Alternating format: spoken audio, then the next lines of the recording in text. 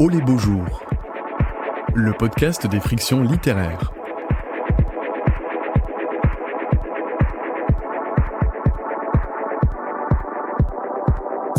Le cœur ne cède pas. Dernière parution de Grégoire Bouillet, Le cœur ne cède pas est une enquête littéraire impressionnante, publiée dans un livre de plus de 900 pages, accompagnée par un site internet qui rend accessibles toutes les pièces à conviction. Ce site, dont Grégoire Bouillet nous fait la visite, sert de fil conducteur à cette rencontre.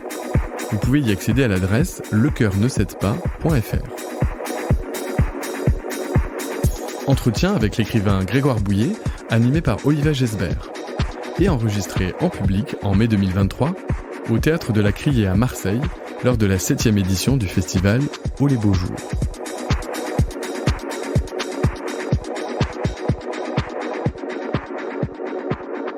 C'est l'histoire de Marcelle Pichon, qui est une ancienne mannequin dans les années 40-50. Elle l'a été pour Jacques Fath. Elle a vécu dans une extrême solitude et elle va décider en 1984 de se laisser mourir de faim tout en tenant pendant 45 jours le journal de son agonie. Elle est morte seule, mais ça ne s'arrête pas là parce que son corps va être découvert plus de 10 mois après sa mort.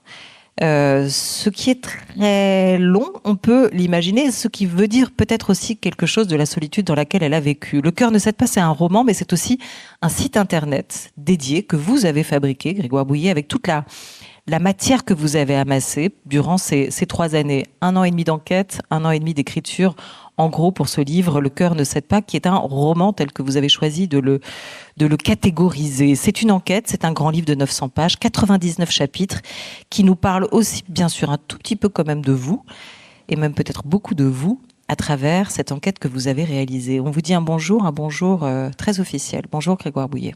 Bonjour Olivia, j'espère. Voilà.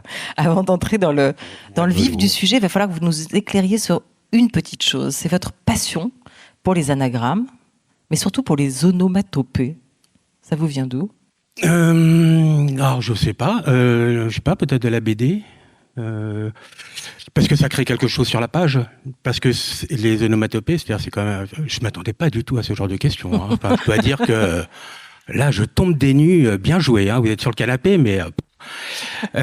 Donc greu, humph, tout ça, oui, mais parce que en fait, on peut mettre plein d'informulés dans une onomatopée. J'ai essayé d'être intelligent. Bon, je vais pas faire beaucoup plus. Là. Est-ce que vous écrivez comme vous parlez ?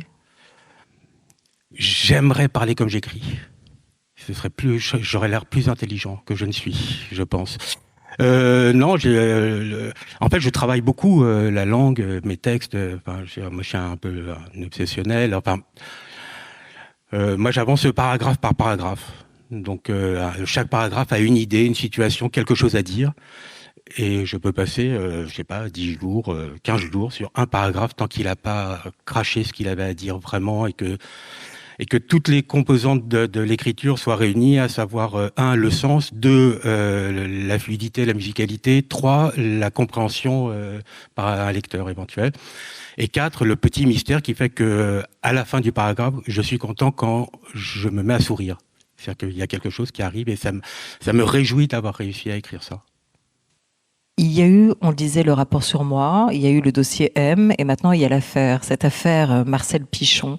Est-ce que vous diriez que c'est votre 3e enquête ? Est-ce qu'il aurait pu s'appeler l'affaire Marcelle Pichon ? Après le rapport, après le dossier, est-ce qu'on a l'affaire ?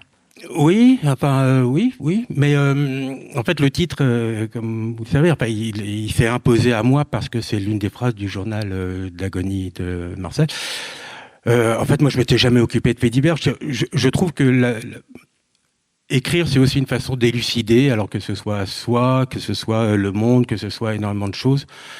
Il y a cette tension-là dans l'écriture, et en tous les cas, voilà. Alors, je sais pas. Je pense que je me suis toujours un petit peu méfié du côté très littéraire, avec un grand L, la littérature avec un grand L. Ça m'a toujours un peu, à la fois évidemment, et d'un autre côté, la posture littéraire m'a toujours un peu embêté. D'où peut-être les onomatopées aussi pour casser justement le côté sérieux de la littérature. On est profond, on est grave. D'où les exergues, par exemple. Qui vont aussi bien de Wittgenstein à Flaubert, mais au Club de 5 et à Oui Oui, la voiture jaune. parce que c'est tout ça la culture aussi. C'est-à-dire, voilà, en fait, les écrivains, je digresse, hein, mais on s'en fiche. Les écrivains, tous les livres, il y a des exergues. Et généralement, l'écrivain, il se la pète un peu quand même. C'est-à-dire, il fait une exergue qui est vraiment profonde avec un auteur vraiment important et tout ça.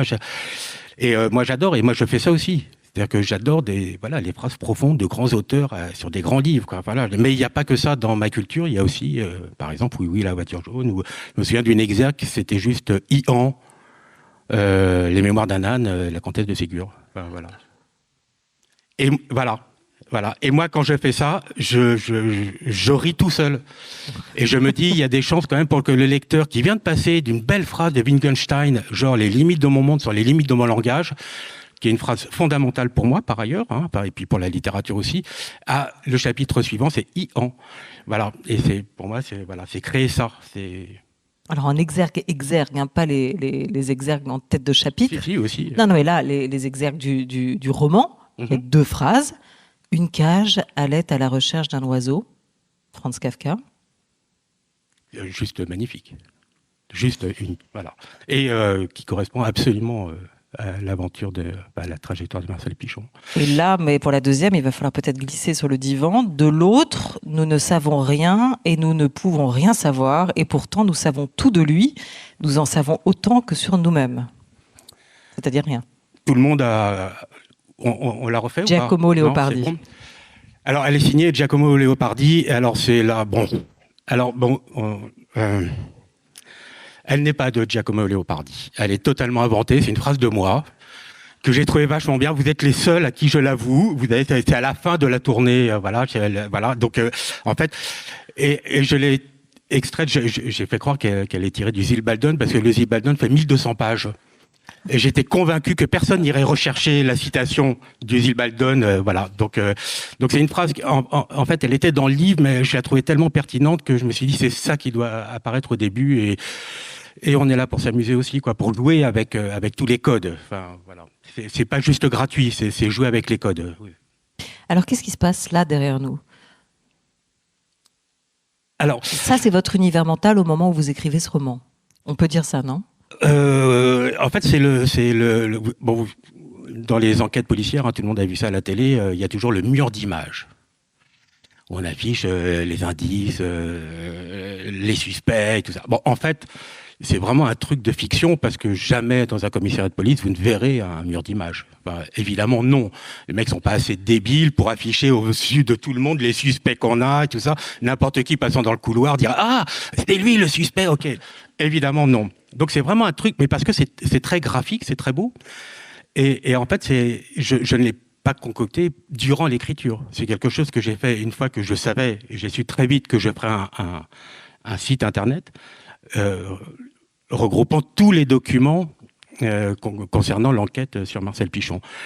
Et donc je l'ai composé après comme un tableau et alors je sais pas si... Alors en fait c'est très embêtant de le montrer avant d'avoir lu.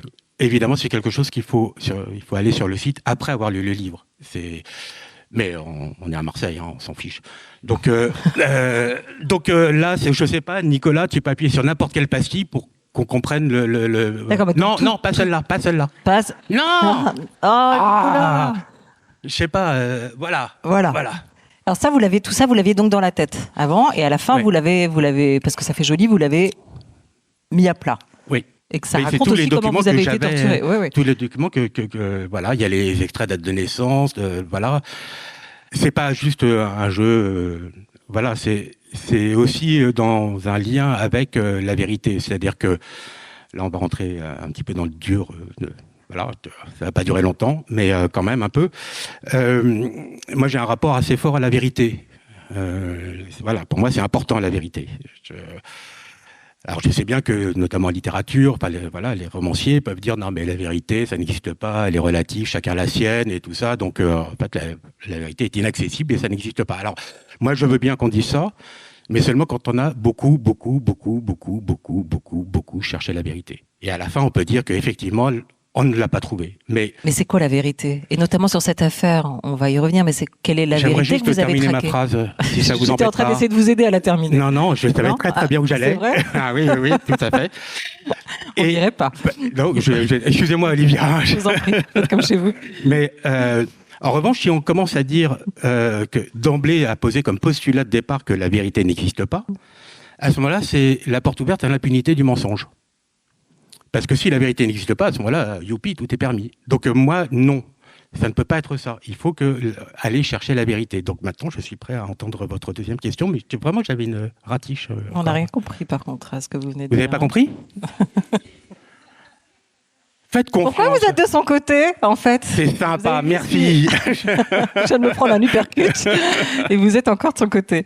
Si on commençait par le début de ce livre, par le prologue, par le début de cette histoire aussi, par ce courrier que vous recevez un jour, est-ce que vous nous le lisez? Est-ce que vous nous le... Non, mais bien sûr. Et ça commence par Monsieur Bouillet. Ouais. Si vous le permettez, je veux juste contextualiser. Ça fait 1 an et demi que j'enquête sur Marcel Pichon.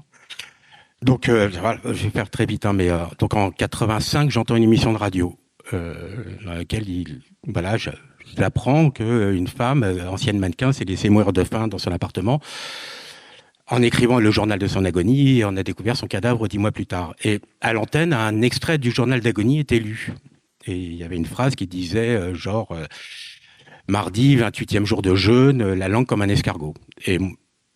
La langue, c'est un escargot qui dégorge dans du sel. Oui, mais alors la mémoire, elle est toujours... C'était pas ça? Si. Mais moi, tel que je me suis, pendant 30 ans, rappelé cette phrase, c'était la langue comme un escargot. Et voilà, cette phrase me reste, et pendant 30 ans, à tel point que quelqu'un m'a fait remarquer que dans tous mes livres, il y a cette phrase. C'est très rigolo, depuis dans le rapport sur moi à l'IA, dans l'invité mystère, dans le dossier M, évidemment. Et voilà, en fait, ça fait 30 ans que cette phrase, je l'ai en mémoire et tout ça. Et bon, je trouve... rencontre un type de l'INA qui retrouve l'émission de radio, donc j'apprends qu'elle s'appelait Marcel Pichon, qu'elle s'est laissée mourir de faim au 183 rue Championnet, à Paris 18e, qu'elle était mannequin chez Jacques Fath et tout ça. Mais vraiment, dans l'heure qui suit, la machine s'est enclenchée. C'est-à-dire que là, j'ai été pris, quoi. Enfin, j'avais rien à faire, et là, 1 heure plus tard, j'avais tout à faire, quoi. Avec 2 questions qui étaient, qui était cette femme? C'est-à-dire, qui se suicide en y mettant un temps fou? Alors, moi, ma mère, elle se jetait par la fenêtre, et ça ne mettait pas 45 jours à dévaler les 5 étages. C'était comme ça. Donc, c'est quelque chose de très, très particulier que de se tuer en y mettant 45 jours. Enfin, voilà. Et la deuxième question, c'était qui se tue à petit feu le raconte en direct par écrit. Voilà. Et je trouvais que le journal d'agonie avait... bon, bref. Donc j'enquête, et évidemment, la première chose, généalogie, etc. Et je mets 1 an et demi à retrouver les petits-enfants, et notamment la petite fille de Marcel Pichon, parce que l'idée, c'était, si quelqu'un possède encore le journal, est-ce qu'il avait été détruit en 85? Est-ce que c'était la police qui l'avait? Est-ce que c'était la famille? Le seul espoir, c'était évidemment de retrouver les membres de la famille. Et donc, je rencontre la petite fille de Marcel Pichon, je prends un café avec elle. Alors évidemment, elle était un peu sur la réserve, ce que je comprends tout à fait. Enfin, voilà. J'imagine que si un écrivain arrivait la gueule enfarinée pour me dire tiens, je suis en train d'enquêter sur votre mère qui se jetait par la fenêtre, je ne sais pas comment je le prendrais. Bon, j'espère bien, parce qu'en fait, ça dépendra du livre et des intentions du bonhomme. Mais voilà. Et 3 jours, donc ça se passe plutôt bien, elle me donne quand même 2-3 infos sur sa grand-mère, et 3 jours plus tard, je reçois ce mail, voilà.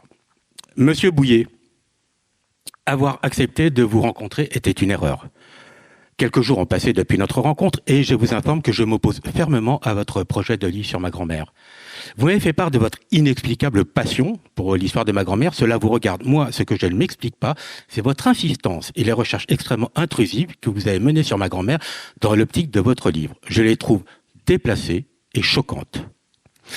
Je vous dis donc mon refus le plus ferme à ce que vous écriviez un livre concernant ma grand-mère ou qui impliquerait n'importe quel autre membre de ma famille. Je suis certaine que vous respecterez mes décisions. Je ne doute pas que vous trouverez ailleurs matière à exercer vos talents littéraires et à investir vos inexplicables passions avec mes salutations. Voilà. Et moi, je reçois ce mail et j'avais pas encore écrit une ligne. Ça faisait 1 an et demi que j'enquêtais et j'ai su immédiatement que c'était le début du livre. Aucune raison de planquer ça. Au contraire, ça posait tous les enjeux. tous les enjeux de ce livre-là en particulier, mais peut-être même de la littérature en général, c'est-à-dire des enjeux narratifs, littéraires, éthiques, juridiques. Et là, voilà, tout était là posé parce que, bien évidemment, alors c'est deuxième point, voilà, non, truc un peu dur, quoi, je veux dire. Et évidemment, le sujet d'un livre, alors tout le monde va vous dire, ouais, ça raconte un fait divers sur une femme et tout ça. On fait un peu la gueule, quoi, ça donne pas très envie.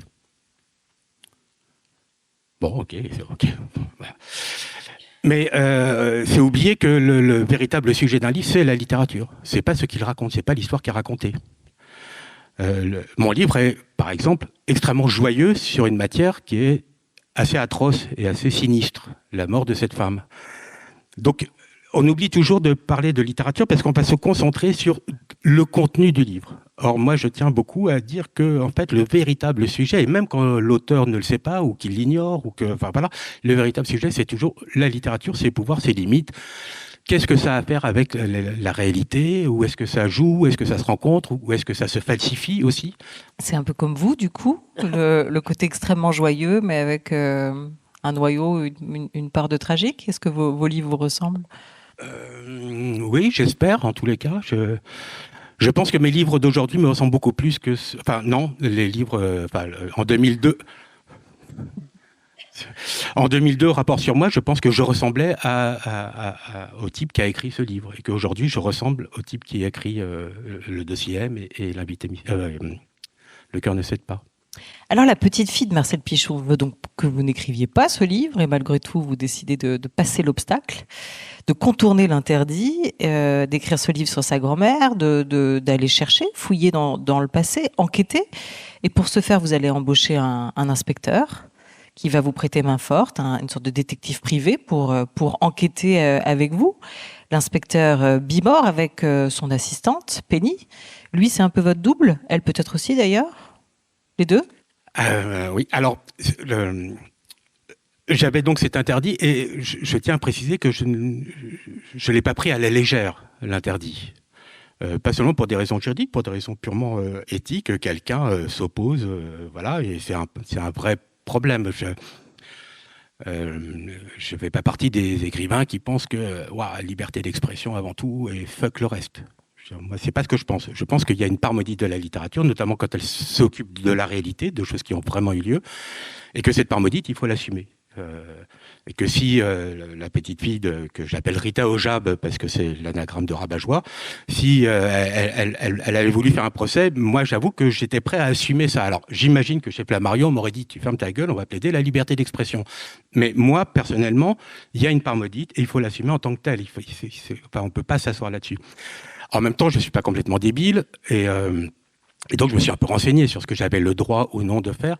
Et ce qui a semblé au début un vrai obstacle, un vrai problème. C'est-à-dire, mais comment je vais faire pour raconter parce que moi, c'est la réalité qui m'intéresse. Donc j'ai inventé cette agence de détectives, la Bimor et Investigation, avec effectivement un détective en chef, donc voilà, JB Baltimore, enfin, j'en vais pas se cacher, donc le mec, je sais pas, soixantaine, blanc, hétéro, bon, on sait ce qu'on en pense aujourd'hui. Et il a une assistante, parce que tous les détectives, alors moi, voilà, j'ai lu beaucoup de romans policiers dans ma jeunesse, mais pas que. Et donc, c'était entre Nestor Burma, Lémi Cochonne, Colombo, enfin voilà, toutes les figures de détectives ou d'enquêteurs se sont imposées à moi pour fabriquer ce personnage.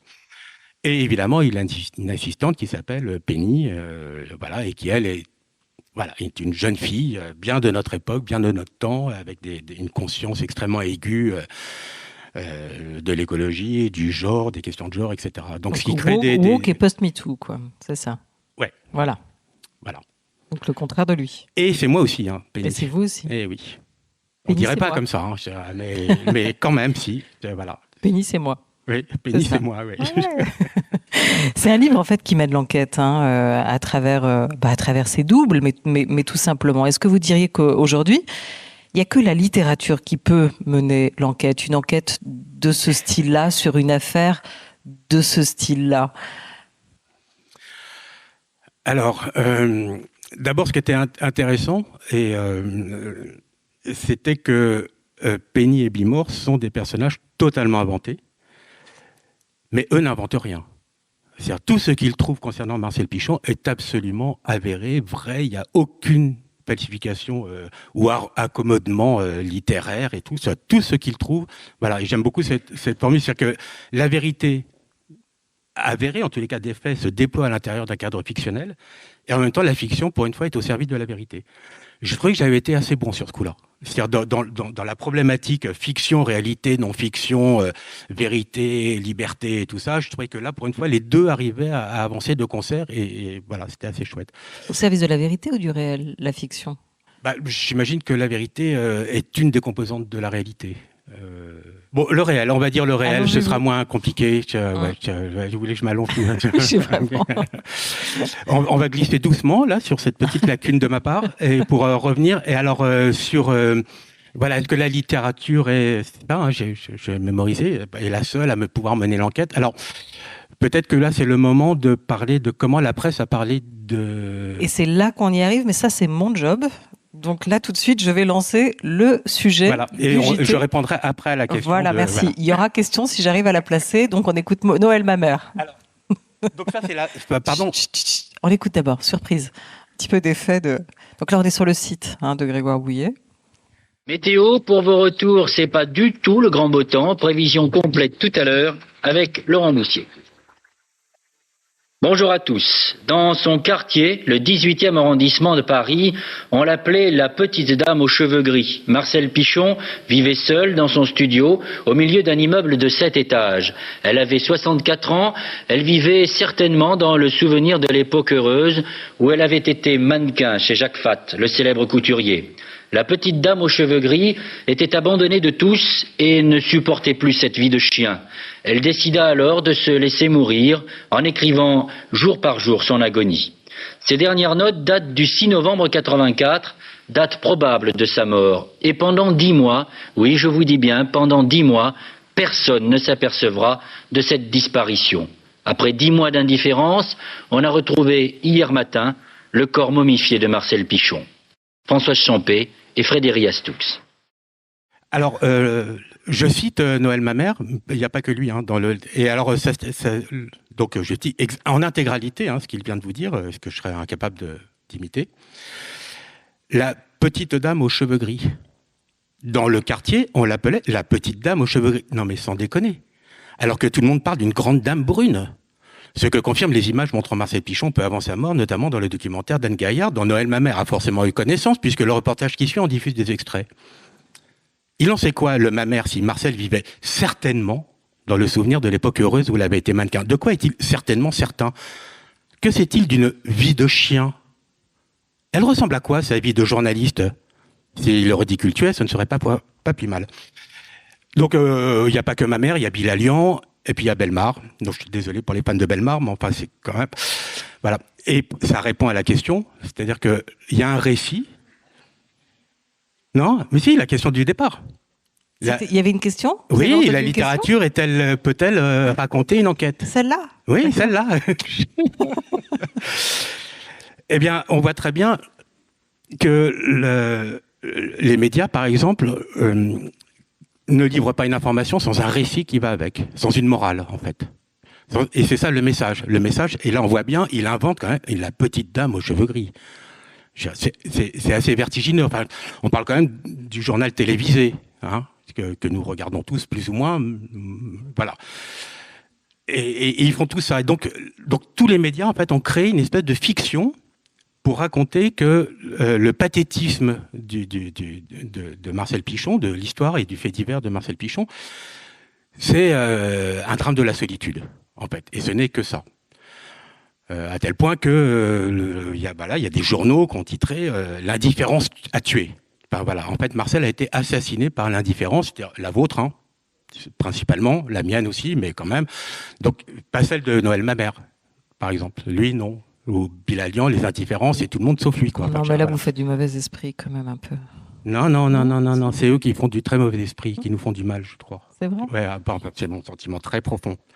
La dernière phrase, parce qu'on va entendre ou pas la fin du sujet? Non, on l'entend pas. Non. On arrête là. Oui, oui. D'accord. Donc la suite, c'est quand même qu'on est avec les gendarmes ou je sais plus au poste de police qui effectivement recueillent des témoignages et nous racontent l'histoire de cette petite dame aux cheveux gris dans le prisme de la solitude des personnes âgées, abandonnées. Et la dernière phrase est effectivement une sorte de morale qui vient conclure le conte ou la fable et qui dit la meilleure chose à faire pour éviter ça, c'est occupez-vous de vos voisins. Voilà, il y a pas, la police ne peut pas faire mieux. C'est vous, c'est nous, la société tout entière, collectivement, qui devons faire attention à nos proches, à nos voisins, etc. Donc voilà, il y a toujours cette petite morale qui est injectée. Voilà, soyez bien, soyez des gens bien, s'il vous plaît. En fait. Mais c'est pas très grave. En fait, le fait divers, je pense que les médias s'intéressent aux faits divers parce que ce qui les intéresse, eux, c'est le fait de société. Ce qui les intéresse dans le fait divers, c'est le fait de société. C'est le fait que Marcel devienne le symbole de quelque chose, de la solitude dans les grandes villes, de l'indifférence généralisée, etc. Or, la littérature, ce qui m'intéressait la littérature dans le fait divers, c'est évidemment le fait humain. Et donc, moi, tout ce que j'ai essayé de faire, c'est de contester ce récit, qui a sa part de vérité, bien évidemment. Enfin, on a retrouvé son cadavre 10 mois plus tard, il y a effectivement. Sauf que Marcel a tenu. Enfin, à un moment donné, il y a une voisine qui est venue la voir parce qu'il y avait du courrier devant sa porte et Marcel l'a envoyé chier, quoi, en lui disant mais laissez-moi la paix, laissez-moi tranquille, foutez-moi la paix, etc. Donc il y a une volonté et en fait, toute la question, c'est d'essayer de savoir d'où venait ce choix de Marcel, qui n'a rien à voir avec notre indifférence à nous. Il y a un choix voulu, il y a une volonté de mourir, et c'était restituer ce choix à cette personne qui s'appelait Marcel Pichon. C'est quand même un livre ou son histoire qui tord les boyaux. C'est pas une histoire heureuse, on est d'accord là-dessus. Et que le plus dramatique, c'est peut-être que tout ça lui est quand même arrivé, que tout ça n'est pas le fruit de votre imagination à vous, Grégoire Bouillet. Est-ce que vous auriez pu imaginer une histoire pareille? Est-ce que la réalité, finalement, dépasse toujours la fiction? Est-ce que ce qui vous intéresse, c'est d'aller creuser derrière ces histoires réelles et là, d'y mettre votre imagination? Vous voyez, vous auriez pu inventer un truc pareil? Mais ça m'aurait moins captivé. Moi, vraiment, tous mes livres s'occupent de choses qui se sont produites dans la réalité. Parce que, je ne suis pas le premier à le dire, mais je trouve que la réalité a une imagination... au-delà de toutes les imaginations qui la composent. Enfin, ce qui se passe quand même pour de vrai, c'est hallucinant. Enfin, voilà, voilà. Et surtout, il y a quelque chose qui, moi, m'intéresse beaucoup dans la fiction, et sur un plan littéraire, sur un plan d'écrivain, c'est que la réalité n'a pas de morale. Des gens bien vont mourir dans un accident de voiture. Voilà, ils étaient bien, ils n'ont rien demandé à personne, et la réalité arrive, et bon, ils sont fauchés, toute la famille est fauchée. Il n'y a pas de morale. Les gentils ne terminent pas bien, alors que quand vous êtes un romancier, que vous écrivez une fiction, tous vos choix ressortent, un, de votre idée de la littérature, et deux, de la morale aussi. C'est-à-dire, est-ce que l'histoire d'amour, à la fin du livre, se termine bien ou elle se termine mal? C'est un choix. Et le choix, même si elle se termine mal, ça va être un choix moral aussi, avec sa propre morale. Dans la réalité, moi, je suis pour rien si Marcel s'est laissé mourir de faim. Donc je suis complètement désengagé de la morale de l'histoire de Marcel Pichon. Et ce que j'ai envie de dire aussi, c'est que toute l'enquête du livre a consisté non pas à essayer de comprendre la mort de Marcel Pichon, mais à élucider sa vie. C'est-à-dire que l'erreur serait de croire que la mort de Marcel contient toute son existence, alors que pour moi, c'est le contraire. C'est son existence qui permet éventuellement d'élucider sa mort. Donc le livre s'intéresse à la vie de Marcel Pichon, depuis, je sais pas, ses origines dans le Berry, à son mariage en 40, voilà, en pleine occupation, en octobre 40. Qui se marie en octobre 40 à Paris ? Mystère, enfin, voilà, donc j'ai creusé tout ça. Donc c'est la vie de Marcel Pichon, donc c'est pour ça que le livre est plus tourné vers la vie de quelqu'un plutôt que sa mort, parce que sa mort est juste la dernière marche de son existence. Alors justement, comment vous avez fait? Qu'est-ce que vous avez trouvé? Parce que Marcel Pichon, elle n'est pas née à l'heure d'Internet, elle a sûrement laissé beaucoup moins de traces que nous en laisserons tous aujourd'hui en 2023. Elle n'était pas une personnalité célèbre, elle était même plutôt une inconnue, en tout cas à ces années post-mannequinat. Et là encore, c'était pas la période de la pipolisation des mannequins et de la mode. Il faut se rappeler ce que c'était quand même la vie d'une mannequin dans ces années-là. Ça ne gagnait pas ce qu'une mannequin peut gagner aujourd'hui. Donc comment vous avez enquêté? Moins qu'une postière, je crois. J'ai retrouvé. Moins qu'une postière. Moins qu'une postière. C'était des boulots. Enfin bref. Pas de sécurité sociale, pas de mutuelle et tout ça. Et c'était l'exploitation du corps des femmes aussi dans cette dans ouais, ces années-là, de leur être tout court aussi. Ouais. Comment vous arrivez à en faire un livre de 900 pages de cette personne anonyme? D'abord, ça m'a enchanté, ça. Alors, qu'est-ce que vous trouvez pour nourrir votre enquête? Qu'est-ce que vous allez trouver vraiment de décisif pour nourrir votre enquête? Alors effectivement, il n'y a rien sur Marcel Pichon. Sa mort est spectaculaire, mais sa vie est complètement anonyme. C'est-à-dire, en fait, c'est une vie minuscule au sens de Pierre Michon. Voilà. Donc, il n'y a rien. Et Penny, à un moment donné, d'ailleurs, proteste et désespère un peu putain, mais on n'a rien, comment est-ce qu'on va faire? Alors, si on a trouvé quand même un certain nombre de choses, et finalement on va trouver des choses, mais en s'appuyant sur, par exemple, Penny elle râle en disant mais Génada. Bon, tout le monde connaît Génada. Génada, lui, il est pas con, quoi. Quand il se lance dans l'enquête de Pauline Dubuisson, il sait qu'il a des rayons entiers de bibliothèque, il a toutes les minutes des procès, il a les témoins, les témoignages, les trucs, etc. Il a une matière incroyable. Et nous, on n'avait rien, et Penny désespère. Et Bimor, quand même, il en va de la survie de l'agence. Il dit non, mais vous avez tort, Penny. C'est pas que nous n'avons rien, nous avons nous et tout ce que nous sommes. Super phrase. Et tout ce que nous sommes. Alors là, moi, petite digression, mais comme ça, vous comprenez comment marche le livre aussi. Pendant quand même des siècles, quand l'homme se posait des questions, c'était Dieu qui avait la réponse. Enfin, Dieu était la réponse. Alors, ce qui était super commode pour maintenir les gens dans une espèce de servitude et d'ignorance, mais pas très satisfaisant sur un plan intellectuel. Et puis, incroyable, d'audacieux philosophes ont débarqué au siècle des Lumières, notamment Diderot et d'Alembert, et pour refonder l'arbre du savoir à partir de 3 facultés exclusivement humaines. C'est-à-dire, que devient le savoir quand on vire Dieu de l'équation? Et moi, ça m'a enchanté de découvrir ça. Et Diderot et d'Alembert disent, en fait, on peut arriver à savoir quelque chose à partir de 3 facultés humaines, et juste ces 3-là, ça suffit. La première, c'est la raison. Alors la raison, tout le monde a... Ouais, en fait, la raison, c'est le lien de causalité. C'est ce qui fait que n'importe quelle chose, par exemple, cet objet, imaginons qu'on ne sait pas ce que c'est. En fait, cet objet, il a été produit, il vient de quelque part. Et si vous remontez toute la chaîne de production de cette chose, vous pouvez arriver à comprendre ce que c'est. La deuxième faculté humaine, si je suis trop long, tu me dis. C'est la mémoire. La mémoire, c'est le lien analogique. C'est-à-dire, cette chose-là, ça me rappelle un truc que j'ai vu ailleurs, dans un autre temps ou dans un autre espace. Je ne dis pas que c'est la même chose, mais au moins, voilà. Et il y a une troisième faculté, et c'est l'imagination. Voilà. Et donc, en fait, pour répondre à votre question, toute l'enquête s'est faite à partir d'un rapport déductif et de raisonnement, à partir du peu d'éléments qu'on avait, mais on en avait quand même. De la mémoire, ça faisait penser à certaines choses, etc. Et puis de l'imagination, voilà. Avec des moments de découragement qu'on imagine, il y a dû en avoir, parce qu'on espère. Oui, mais il valent rien comparativement au moment de joie. De chercher. Oui, parce que en fait, plus qu'une enquête, c'est un livre de chercheur d'or. Pour moi, c'est un livre de... j'ai renoué avec le Club des 5 et le Trésor de l'île, quoi. On était vraiment comme ça. Et je vous jure que le jour où j'ai retrouvé la tombe de Marcel Pichon, et c'est pas de la tarte, retrouver quelqu'un dont tout le monde s'est fichu. On a vraiment... Et je dis on parce que c'est Bimor, Penny et moi.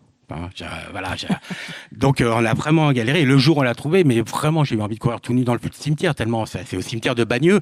C'était incroyable. Et la réalité, elle est tellement fantastique, c'est-à-dire que il faut avoir de la chance aussi. Voilà. Et la découverte de ces tombes sur lesquelles il n'y a pas le nom de Marcel. Il n'y a que le nom de son père. En sortant, je ne vais pas vous raconter, vous lirez peut-être, mais il y a le marbrier, et c'est comme ça que j'ai découvert.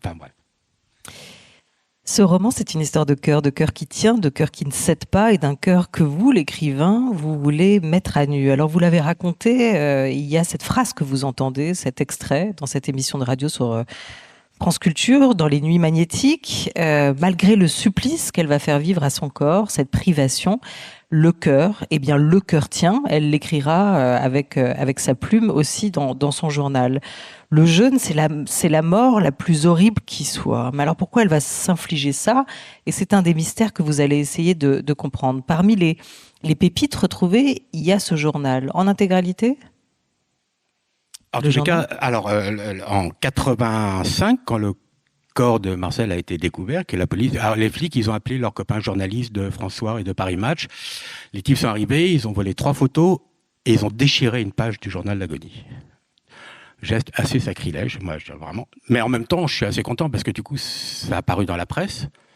Et donc, le livre n'existerait pas s'il n'y avait pas eu ce geste sacrilège des journalistes qui ont fait ça.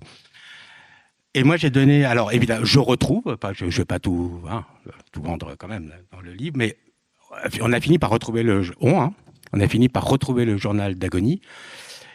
Et j'ai donné ma parole de ne pas en dire plus. De ne pas dire où vous l'avez trouvé, qui vous l'a donné, c'est quoi de ne pas en dire plus de quoi? On sait qui l'a, et de pas dire plus de quoi. Mais il s'est passé un événement qui fait que d'un seul coup, c'était plus le journal. Mais ça, je peux pas en dire plus parce que c'est la fin du livre. Non, je suis désolé. Ouais, je peux pas en dire plus là. Divan? Non. Le divan, non. Là, je peux vraiment pas en dire plus. Le livre, à un moment donné. Alors, ok, je prends un autre biais. Il y a des gens qui m'ont dit non, mais cette enquête, elle est infinie.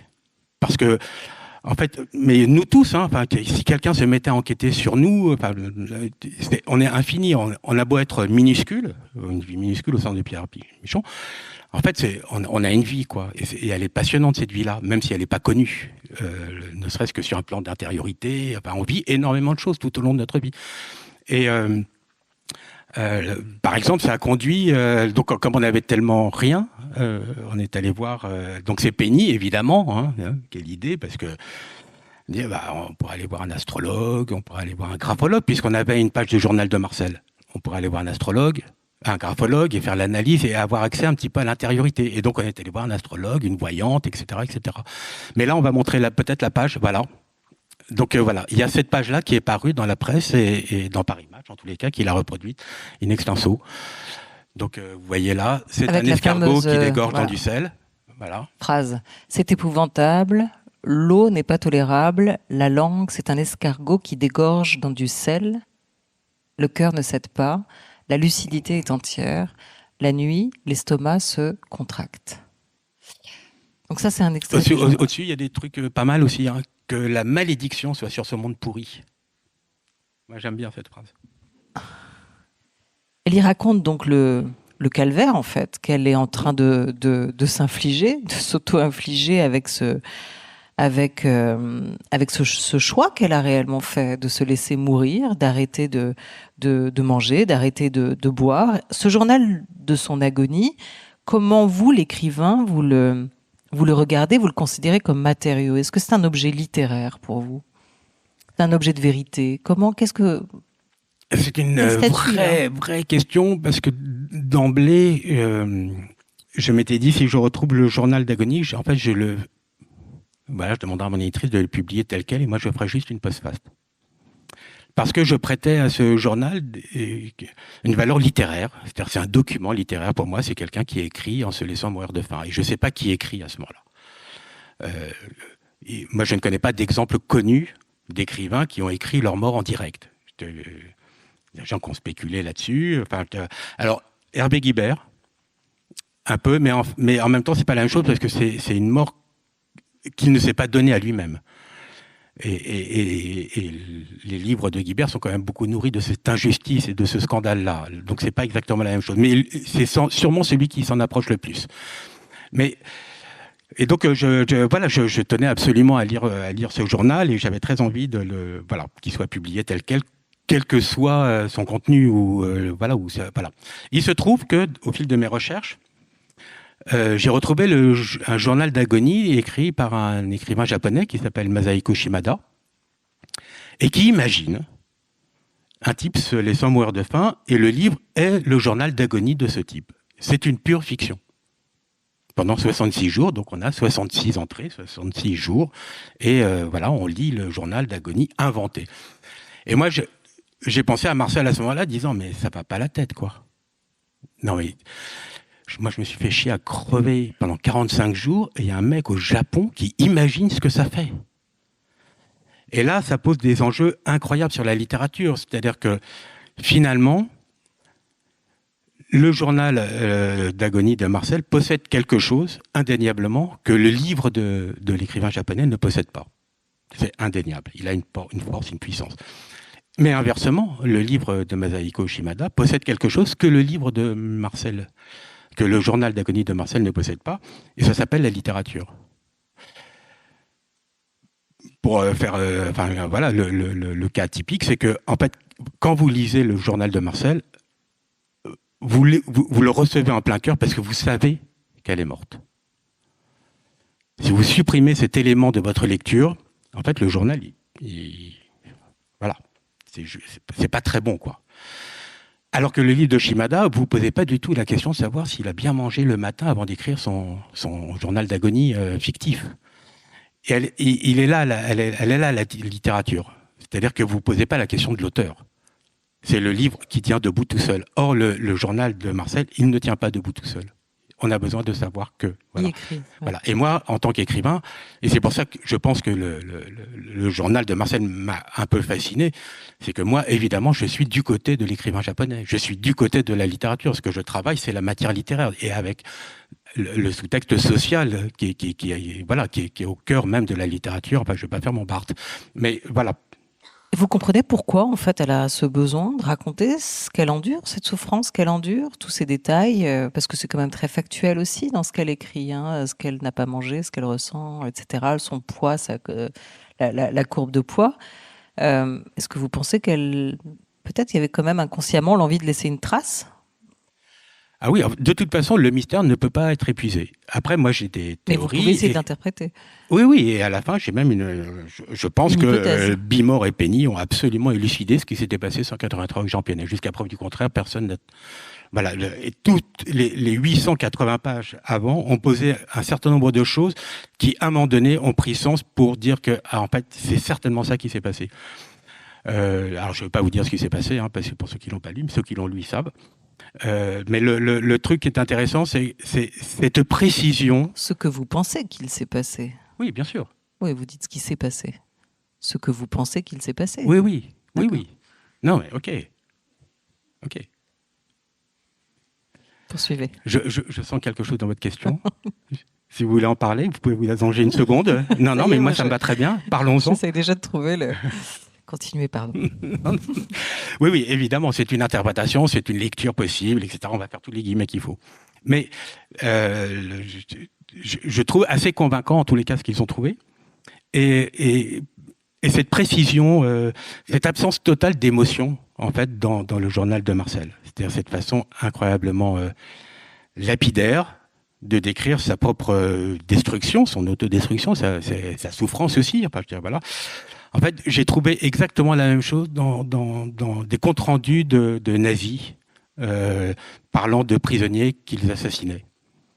C'est la même volonté presque fonctionnaire de rapporter la mort d'êtres humains. Et donc, il y a un rapport à l'inhumanité de Marcel qui corrobore totalement l'interprétation, qui n'est qu'une interprétation, j'en conviens, mais sur ce qui est arrivé réellement à Marcel.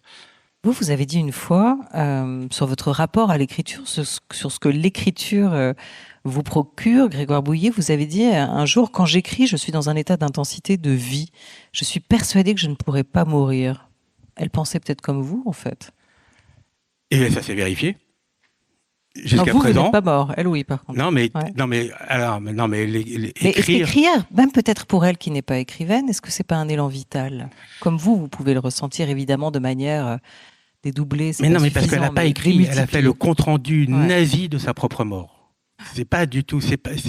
Mais il faut lire la fin du livre pour comprendre ce dont il s'agit. C'est-à-dire que, évidemment, ce n'est pas de l'écriture au sens où moi, moi quand j'écris, c'est un élan vital. Ouais, enfin, pour moi, écrire, c'est une force de vie contre les pulsions de mort du monde. Enfin, voilà, il y a quelque chose de cet ordre. Mais il y a surtout l'idée de rentrer dans un temps et dans un espace qui... Non, alors, moi, je suis comme tout le monde, hein, enfin, évidemment, j'ai les factures d'EDF qui me font râler, j'ai le chien de la voisine qui est vraiment pénible, voilà, puis la bêtise, la connerie, la méchanceté, tout ça, enfin, voilà, les contingences de la vie qui font qu'on est absorbé par ces contingences.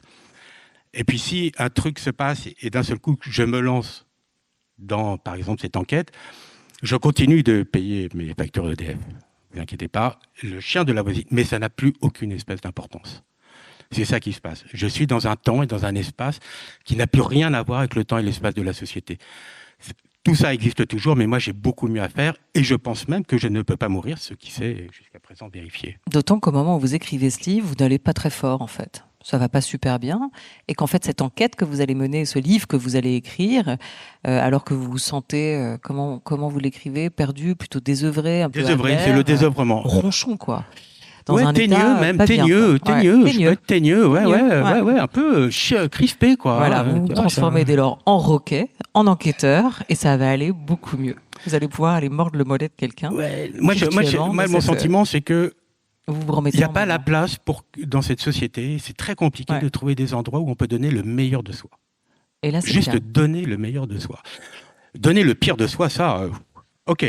Mais le meilleur de soi, et je pense qu'il n'y a que là où on peut donner le meilleur de soi. C'est-à-dire les meilleures choses, les meilleurs élans qui sont en nous, cette aspiration à vivre, à être libre, je sais pas, à embellir le monde, quoi. Enfin, voilà, et à l'enrichir d'une façon ou d'une autre. Voilà. Et je pense que l'art, ça sert à ça, et la littérature notamment. Et c'est pour ça que ça me rend heureux d'écrire, c'est que d'un seul coup, je peux donner le meilleur de moi-même. Stop, c'est très joli ce que vous venez de dire. Okay. On s'arrête là. Salut. Et on repart dans le site que vous avez fabriqué, que vous avez conçu, où vous rapportez toutes les pièces de votre enquête, et on va retrouver, parce que c'est un moment précieux et que le temps passe, un extrait du documentaire d'Anne Gaillard de 1984. En fait, ce que vous allez voir, c'est rien de moins que le visage et entendre la voix de Marcel Pichon. Nicolas Lafitte, on clique. Oui, ça rassure les portiers d'hôtel, les restaurateurs. C'est Marcel Pichon. Tout de suite, un bijou aussi, j'ai horreur des bijoux. J'adore l'orfèvrerie d'avoir, mais je n'aime pas les bijoux. Il faut en mettre un. On est sûr que je réglerai l'addition. Pourquoi est-ce que l'Alliance rassure les portiers d'hôtel ? Eh bien, parce que... Mais on loue, on fait une location. Eh bien, on vous demande, alors madame, vous êtes là pour combien de temps ? Votre mari va vous rejoindre bientôt ? Si vous n'aviez pas d'alliance, qu'est-ce qui se passerait ? Eh bien, je pense que, tiens, je ne sais pas, je mets, c'est la coutume. Je sais que c'est la coutume. Je sais qu'on regarde ma main. Je mets une alliance. C'est moi qui l'ai acheté. Vous voulez que j'ai un mari ? Ben, j'ai un mari, oui. Il vient me rejoindre. Bien sûr. C'est tout, c'est fini. Des choses auxquelles on tient et... Une femme seule après 50 ans, ils ne sont pas plus reçus dans les autres femmes ont peur C'était un bal de retraités. Je pense que j'étais une des seules à être femme seule, et je suis restée seule toute la soirée. J'étais avec des amis bien sûr et couple, mais je me suis sentie femme seule au milieu de 100 ou 200 personnes. Il faut sortir avec...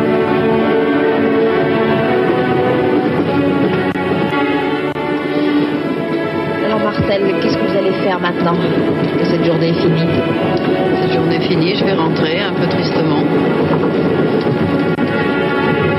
Quelqu'un pour se confier, pour partager les joies que j'en avais eues, etc., etc. Recommencer. Tout à l'heure, vous m'avez dit l'humour, ça serait ? Ah, ça serait que quelqu'un me dise bonjour chérie, et la journée était bonne. Je vais raconter la journée. Vous verriez ? J'aimerais. Bien sûr.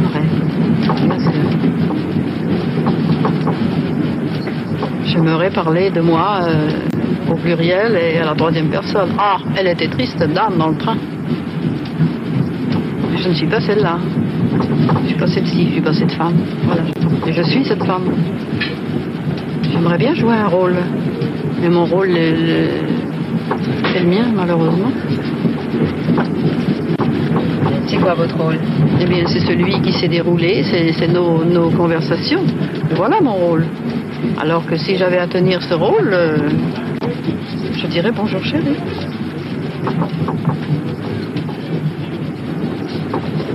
Vous aimeriez être quelqu'un d'autre que vous? Bien sûr.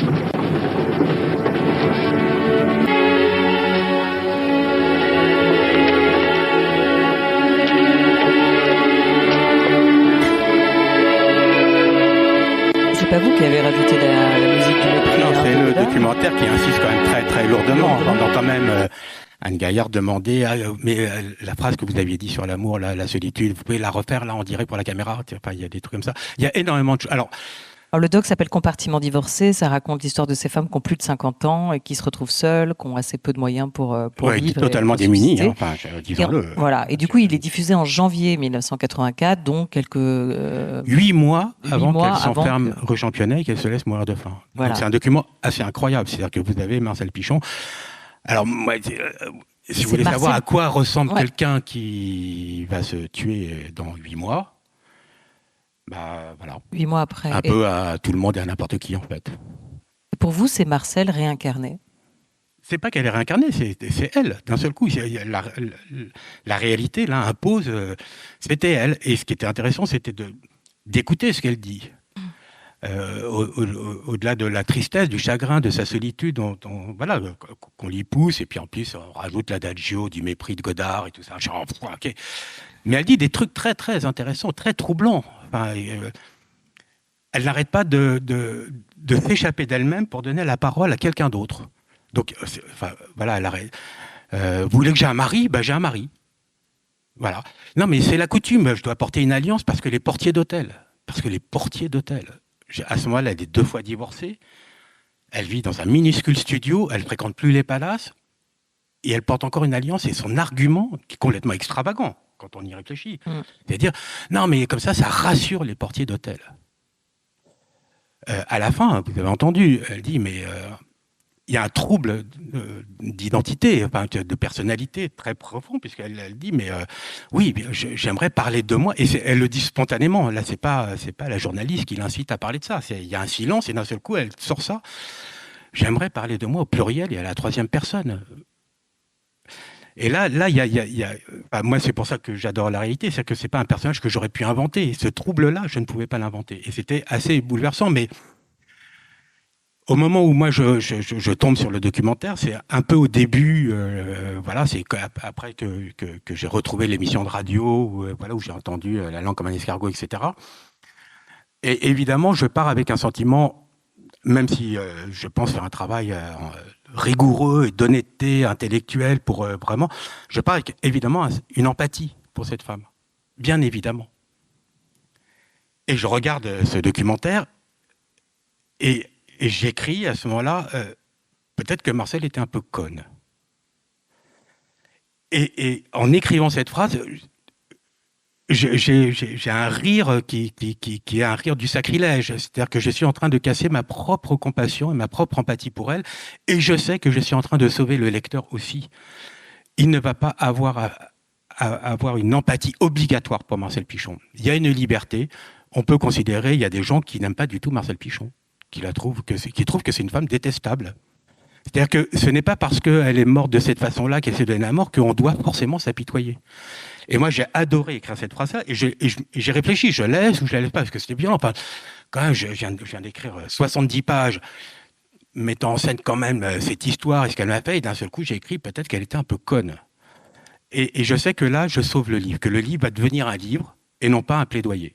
Et je sais que le lecteur aussi va être sauvé de ses propres émotions. Il pourra dire « je l'aimais bien » ou « je ne l'aimais pas bien » uniquement parce qu'il faut choisir ces gros mots dans un texte. Il ne faut pas les mettre n'importe où et il faut qu'ils aient un vrai sens. Vous sauvez le livre, mais est-ce que vous la sauvez elle? C'est pas mon but. C'est pas mon but de la sauver. Mon but, c'est de comprendre. Voilà. Alors c'est quoi? C'est la raison justement, cette envie de compréhension qui a remplacé ce biais de compassion? Après ça, pourquoi vous avez poursuivi? Non, mais parce qu'il y a un mystère. Il y a un mystère Marcel Pichon, mais voilà, il y a un mystère Marcel Pichon, et donc c'est ça qui m'a tenu en haleine. Un autre cas, voilà, qui m'a vraiment, que j'ai trouvé et que j'ai mis dans le livre, bien évidemment, parce que c'était important, c'est donc je me suis intéressé. Donc elle a 19 ans quand elle se marie en 1940 à Paris, et je me suis intéressé je me suis dit mais qui se marie en 40 alors que ça fait 3 mois que les Allemands occupent Paris. Enfin, voilà. Et je me suis intéressé évidemment un peu à la collaboration. Et, voilà. Et je trouve dans les archives Harolsen, donc qui sont les archives de la Shoah, parmi la liste des personnes persécutées, des personnes civiles persécutées par les nazis, je trouve une Marcel Pichon. Dingue. Enfin, là, vous pouvez pas savoir. Enfin, trouver le nom de Marcel Pichon, née à Paris. Putain, c'est elle. Née en 1923. Marcel est né en 1921. Mince. Comment ça, mince? Ça va pas à la tête, quoi. T'es en train de trouver dommage qu'elle n'ait pas été persécutée par les nazis. C'est ça que t'es en train de faire. Pourquoi? Pour les besoins du livre, parce que littérairement, ce serait quand même super cool qu'elle ait été... Tout le monde marcherait dans la combine. Enfin, elle serait parée de l'horreur nazie, et donc on serait plus libre d'avoir le moindre sentiment par elle, parce que de toute façon, elle serait la victime par définition. Et moi, je le raconte comme ça, en disant, mais c'est dingue à quel point c'est inscrit en nous, ce pathétisme-là, où on ne peut plus être libre de nos émotions, parce que c'est ça. Là, il y a des bons, et là, il y a des méchants. Et là, c'était fermer le banc. Il n'y avait plus d'histoire de Marcel Pichon, puisque d'un seul coup, elle aurait été persécutée par les nazis. Et là, OK, il n'y a plus d'histoire. Et donc, j'étais finalement très content, et content d'abord pour Marcel, qu'elle n'ait pas été persécutée par les nazis. Enfin, je tiens à le dire haut et fort. Mais surtout pour mon livre. Parce que d'un seul coup, je restais libre de toutes les émotions. Enfin, voilà, ça, c'était super important. Et c'était un moment important. Et de le raconter, c'est-à-dire, quelle que soit l'honnêteté avec laquelle, voilà, je ne pas tomber dans les ornières des sentiments consensuels, des émotions toutes faites, des trucs où on est pris en otage. Il n'y a rien qui je sais pas, qui me détruit plus que être pris émotionnellement en otage. Dès qu'on exige de moi une émotion, je ne la ressens pas. Voilà, je ne peux pas la ressentir. Donc, voilà, j'étais content qu'elle n'ait pas, et content pour elle aussi. Voilà. À aucun moment vous êtes tombé amoureux d'elle? Mais non, mais ça n'a pas lieu d'être. Non, c'est pas ma chose. Je suis amoureux de la réalité. Voilà, et de l'histoire, de l'histoire, réalité. Mais pas de la personne. Non, mais c'est très, très. Ça n'a pas été ma chose, ça n'a pas été ma porte-parole, ça n'a pas été mon désir. Enfin, et vous n'avez pas été son Pygmalion. Et je n'ai pas été. Non, je n'ai pas essayé de l'inventer. Ouais. Je sais pas. Enfin, ouais, j'aurais pu essayer d'en faire. Ben voilà, c'est tellement facile. Enfin, moi, ça m'offusque. Enfin, voilà, vous prenez n'importe quelle héroïne du XIIIe siècle, vous en faites une féministe. Non, mais ça va pas à la tête au XIIIe siècle, quoi. C'est pas possible. Donc, moi, j'ai rien injecté de moi. Marcel a été une espèce de boîte noire autour de laquelle j'ai tourné et que j'ai investigué du mieux que j'ai pu. Il y a une phrase, il y a un exergue, je sais pas, oui. qui dit parce que chaque nouvelle information qu'on arrivait à obtenir sur Marcel Pichon modifiait la perception qu'on en avait. Le documentaire modifie la perception que j'avais de Marcel. J'avais une espèce d'empathie pour elle, et d'un seul coup, cette empathie a glissé vers autre chose, vers une autre espèce d'intérêt pour Marcel Pichon en l'écoutant. Et donc, il y a un exergue qui dit c'est comme une guitare dans une peinture cubiste. Voilà. Et pour moi, Marcel, c'est exactement ça. C'est une guitare dans une. À chaque fois, quand il y avait. Je termine juste, mais donc, elle se marie en 40, elle a 19 ans. Et j'ai fait plein d'hypothèses, et on a fait plein d'hypothèses avec Bimor et Penny. Voilà, on a rivalisé voilà, pour découvrir, mais 6 mois plus tard, quand j'ai retrouvé les enfants de Marcel, puisqu'elle a eu 2 enfants, qu'en fait, son premier fils, il était né en décembre 40. Ah bah oui, elle avait 7 mois quand elle était enceinte. Elle était enceinte de 7 mois quand elle s'est mariée. Ah bah oui, et là, toute la perspective changeait encore.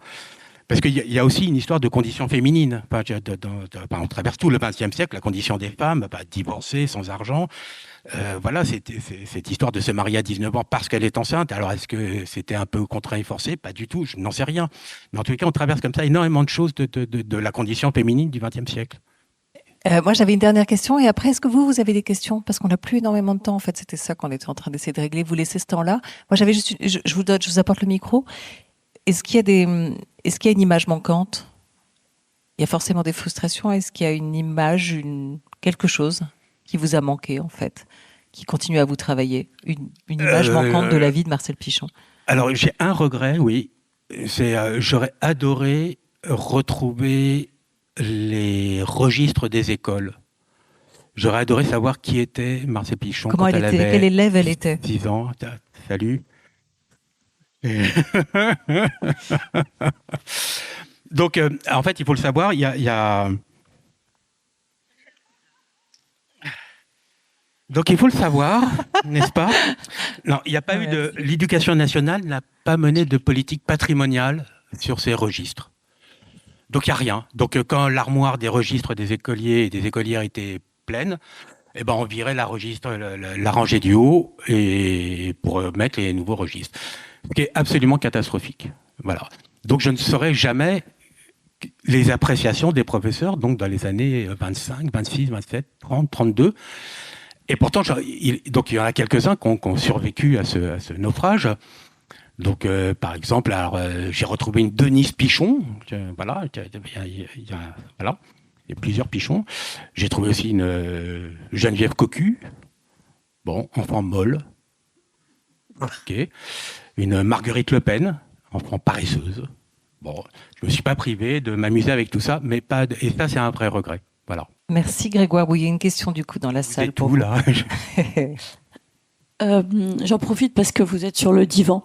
J'aurais aimé que vous nous disiez quelques mots sur ce post-it que nous on voit qui est à l'extrême droite, enfin quand moi je le regarde, et qui s'appelle Petit Bougnoul. Vous avez lu le livre? Yes. Vous voulez vraiment que je parle de ça? Je sais pas, Nicolas, tu veux cliquer dessus? Tu vois, petit. Non? Oui, tiens, très très bien. Ouais, allez, voilà. Oui, celui-là, très bien. Bah non, en fait non. Ouais, non, en fait. Que vous dire? Moi, dans tous mes livres, en fait, il y a toujours une espèce de malentendu, là, toujours que je parlais de moi.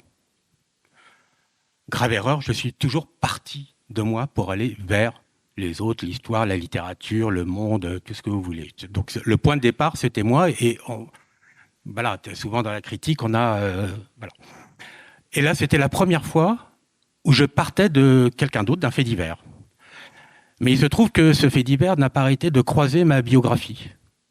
Et par exemple, donc Marcel a vécu quasiment toute sa vie dans le 15e arrondissement de Paris, rue de Javel, et moi j'habite rue Blomet. Alors quelle était la probabilité pour que cette femme née en 1921, à laquelle je pensais depuis 30 ans, ait habité toute sa vie à 100 mètres de chez moi? C'était déjà assez troublant. Alors on invente des coïncidences, hein, c'est nous qui leur donnons un sens, mais quand même. Le berceau de la famille Pichon, c'est Beaumier, en plein cœur du Berry, et moi j'étais envoyé, comme vous le savez, avec mon frère, quand on avait 12, 13, 14, 15, 16 ans, on était envoyé dans le Berry, chez les grands-parents maternels, et je peux vous dire que lorsqu'on est deux pré-ados en pleine effervescence hormonale, être envoyé en vacances dans le Berry, c'est juste une punition. On a retrouvé si jamais Grégoire. Ah oui, voilà. Donc ça c'est voilà, et je me suis moi je suis pudique aussi, hein, pas dans mes livres, mais voilà. Et en fait je me suis vu chercher, mais devenir complètement hystérique à remonter la généalogie de Marcel Pichon. Je me suis vraiment vu à un moment donné, et évidemment on découvre ses propres ressorts une fois qu'on a épuisé quelque chose de son hystérie et qu'on se voit. Et je me suis dit, là, c'est au-delà de la recherche pour le livre. Là, tu as un investissement personnel, tout ça. Donc, alors moi, donc du coup, ça m'a ramené à moi. Parce que j'ai une généalogie un petit peu lacunaire, on va le dire comme ça. Je vais la faire très bref et je ne le répéterai pas. Je suis né en 1960, à Tizi Ouzou. Mon père, comme Brigitte, le père, hein, appelé sous les drapeaux, voilà, faire la guerre. Alors lui, pareil, hein, il était au foyer, voilà, c'est comme ça doit être marqué d'ailleurs. Voilà, mais il a vu beaucoup d'atrocités, mais il n'y a pas participé. Et ma mère, femme assez incroyable par ailleurs, tout juste mariée, elle traverse la France, elle traverse la Méditerranée, elle va le retrouver à Tizi Ouzou. Et là, je ne le répéterai pas, il y avait un interne à l'hôpital de Tizi Ouzou, et ils étaient jeunes et beaux, ils sentaient bon le sable chaud, ils ont fait un truc à trois et je suis né. Voilà. Qui est une espèce de secret de famille, c'est-à-dire que j'ai la peau un peu mate, voilà, ce genre de truc. Voilà, donc j'ai été accueilli et aimé comme un bouillet, sauf que je ne suis pas totalement bouillet. Voilà. Et c'est la première fois, et je posais déjà des questions comme ça dans mon tout premier livre, mais moi, ça m'a jamais embarrassé. Je sais pas comment dire ça. Les gens qui je sais pas, qui cherchent leurs racines, j'ai toujours l'impression qu'on dirait des végétaux. Je suis pas une plante verte. Je suis désolé, je suis pas une plante verte. Donc moi, ça m'a jamais troublé. Les gens, ils disaient, mais quand même, ton vrai père, là, t'as pas envie de le rencontrer. Je dis, à part qu'il me montre sa bite, je vois pas ce que je pourrais apprendre de lui, quoi. Enfin, je fantasme pas du tout. Je sais qu'il y a beaucoup de fantasmes là-dessus, notamment à notre époque, pas les trucs identitaires. Mais moi, pas du tout. Moi, mon pays, c'est les livres que j'écris. Voilà, c'est là où je suis. C'est pas d'où je viens, parce que voilà. Mais il se trouve que j'ai fait un test ADN, ce que je n'avais jamais fait, et c'était assez rigolo. Et le résultat, voilà, vous lirez dans le livre le résultat et comment mon père a réagi. L'objet du livre, c'est la littérature. Vous l'avez bien dit, peut-être pas assez. On est passé beaucoup sur Marcel Pichon, son personnage, qui devient antipathique à la fin, d'ailleurs. Oui. Je dirais. Enfin, qu'on peut trouver tout à fait. Il y a des raisons pour lesquelles on peut la trouver antipathique. Voilà. Ouais. Mais la quête, on l'a fait avec vous, et on entre surtout dans l'acte d'écrire. J'espère que maintenant, vous allez écrire de nouveau. Mais ça, vraiment, il faudra qu'un truc... il faudra qu'il se passe quelque chose. Enfin, ça, c'est pas moi qui décide. C'est comme... Oui. C'est la meilleure métaphore que je peux trouver, c'est comme quand on tombe amoureux. On décide pas de tomber amoureux. On peut décider de se marier, hein, voilà, mais on décide pas de tomber amoureux. Et moi, cette histoire de Marcel Pichon, elle vient de tellement loin, je l'ai pas décidé. C'est pas moi qui me suis dit, tiens, les faits divers, ça marche assez bien, je vais en écrire un, je vais en trouver un, et puis je vais trouver celui-là, et tout ça, et puis il y aura toutes les composantes. Ben non, non. Voilà, il faut qu'il se passe quelque chose, et je sais pas, peut-être qu'il se passera plus rien. On le sent tout au long du livre, hein, que c'est vraiment un grand écrivain. Bah, merci beaucoup, c'est vraiment, je regrette pas d'être venu, hein. Bonjour, merci. Deux choses. Est-ce que la petite fille de Marcel vous a recontacté après la publication du livre? Et la seconde, j'ai un grand fantasme qui est de faire un index de votre livre, parce que le site internet est fabuleux, mais parfois j'ai envie d'aller me replonger dans certains passages, et j'ai trouvé que c'est ce qui manquait, donc je prévois un gros travail, et qui est de faire un index. Une éditrice qui doit être quelque part par là. Et peut-être pour la publication du livre de poche, eh bien, on aurait un index avec 10 000 entrées pour un mot. Ah, mais j'adorerais, on fait une résidence, si vous voulez. Non, mais c'est génial. En fait, moi, ce que je trouve très, très joyeux avec ce livre, c'est donc il y a l'adresse de la Bimor Investigation, et donc on peut contacter Penny et Bimor. Et je reçois à peu près 5 mails par jour depuis septembre, et c'est Penny qui répond parce que c'est la fille, hein, elle fait la secrétaire. Donc elle râle évidemment, et très souvent elle termine par un petit PS en disant: ne trouvez-vous pas curieux de correspondre avec un personnage de fiction?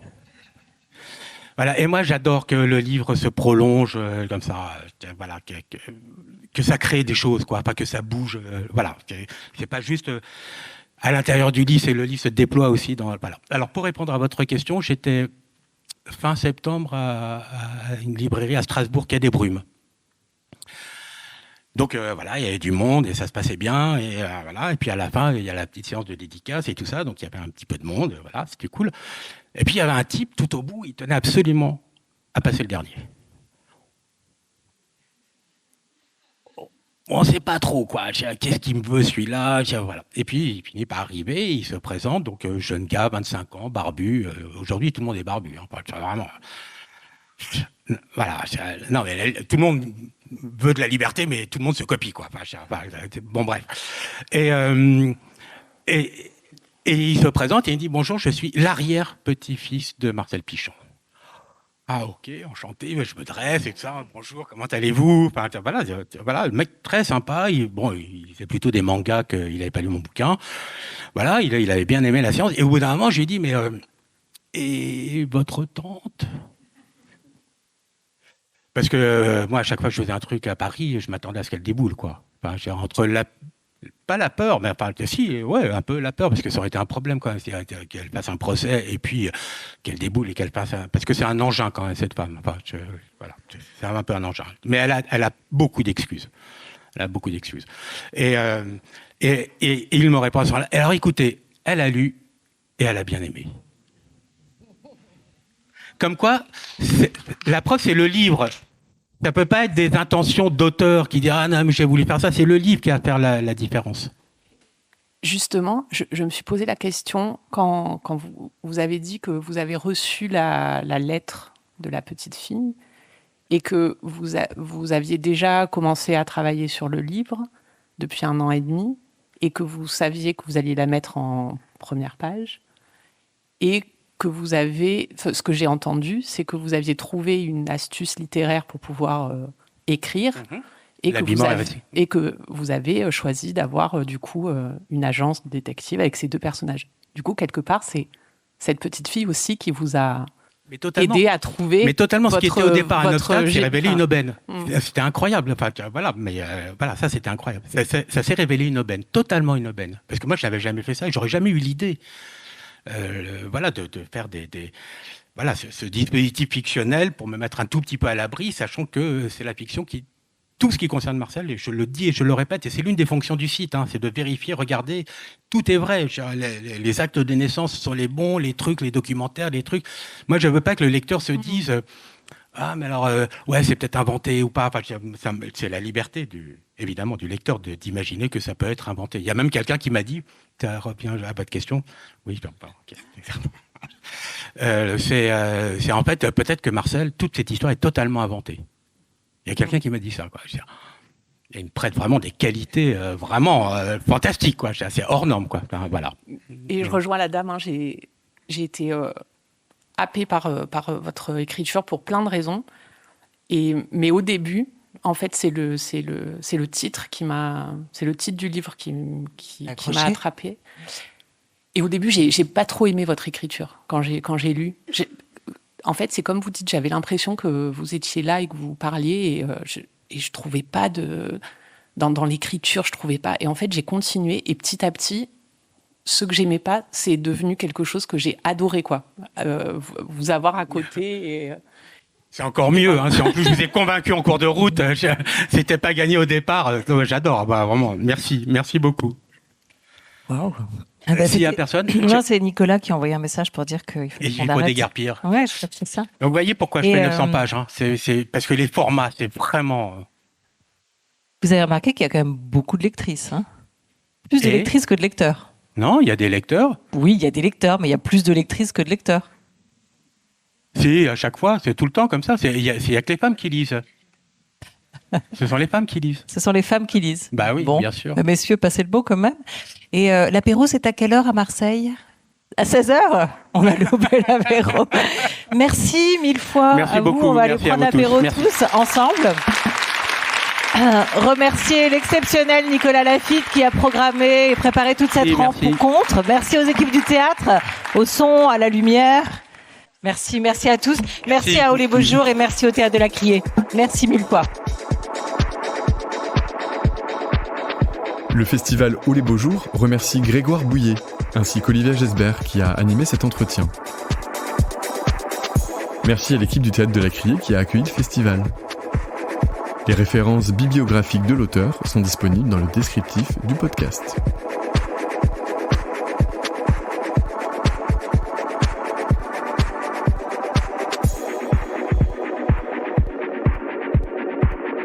Pour ne manquer aucun épisode des Frictions littéraires, abonnez-vous à ce podcast sur toutes les plateformes habituelles.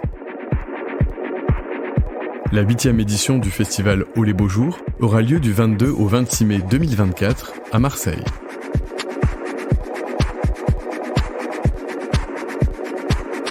Montage Arthur Jam. Voix Benoît Pacteau. Un podcast produit par Des livres comme des idées.